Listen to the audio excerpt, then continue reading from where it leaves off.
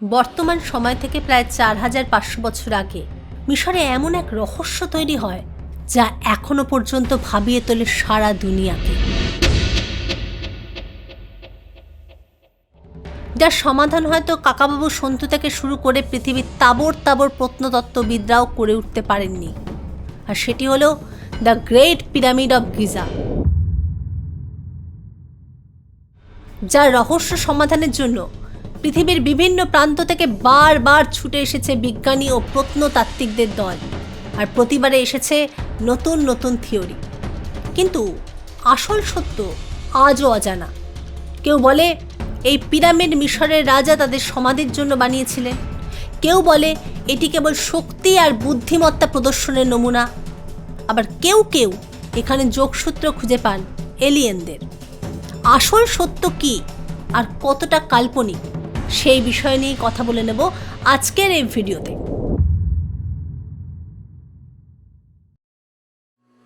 মিশরে এখনো পর্যন্ত কমপক্ষে 118টি পিরামিড পাওয়া গেছে, যার মধ্যে প্রথম পিরামিড হিসেবে খ্যাত সাক্কারা স্টেপ পিরামিডটি তৃতীয় রাজবংশের ফারাও জোসারের স্থপতি ইমহোতেপ খ্রিস্টপূর্ব 2630 থেকে 2600 অব্দে এটি তৈরি করেছিলেন।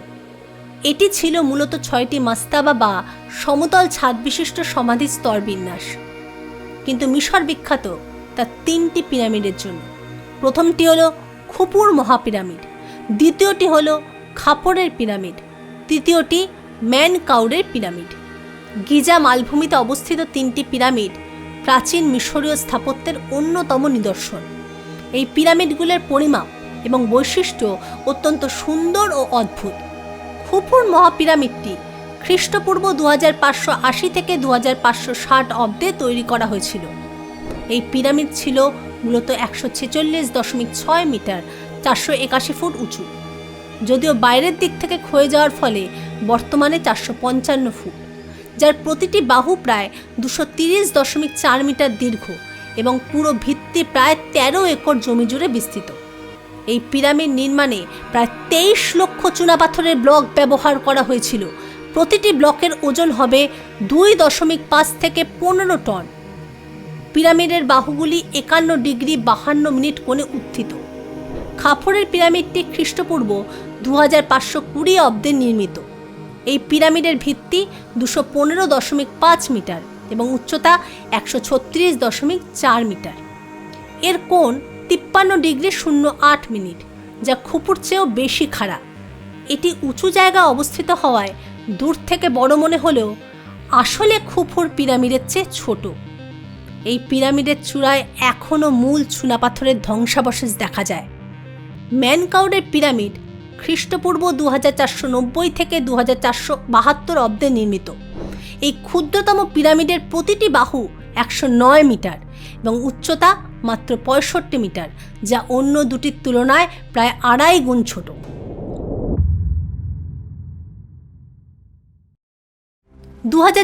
সালে গবেষকরা আহরামাত নাইল শাখা আবিষ্কার করেন, একটি বিলুপ্ত নদী যা পিরামিডগুলির নিচ থেকে বয়ে গিয়েছিল।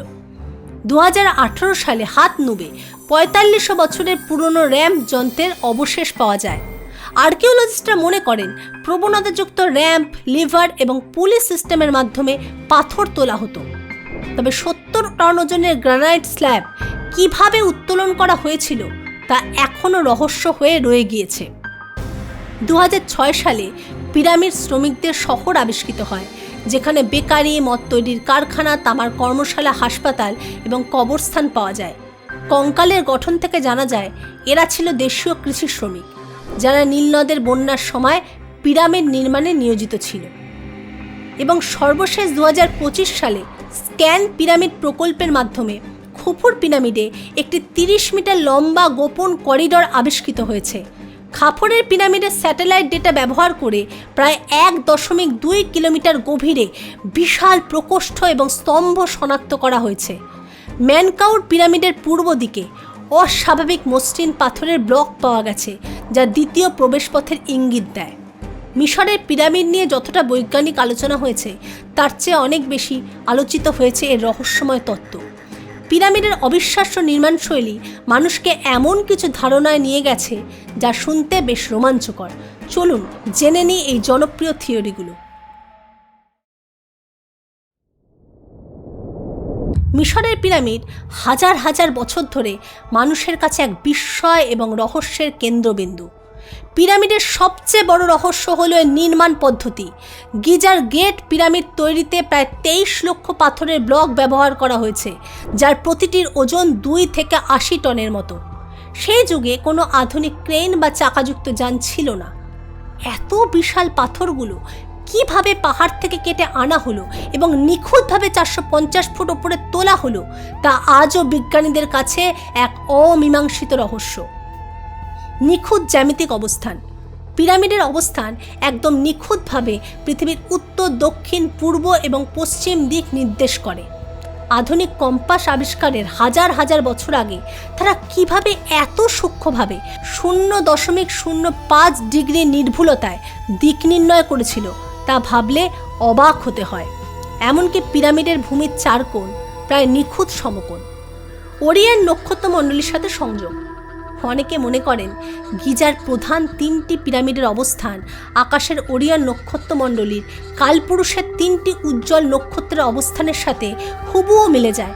প্রাচীন মিশরীয়রা বিশ্বাস করত যে তাদের ফারাওরা মৃত্যুর পর ওই নক্ষত্রে চলে যাবেন। ভেতরের তাপমাত্রা এবং স্থায়িত্ব।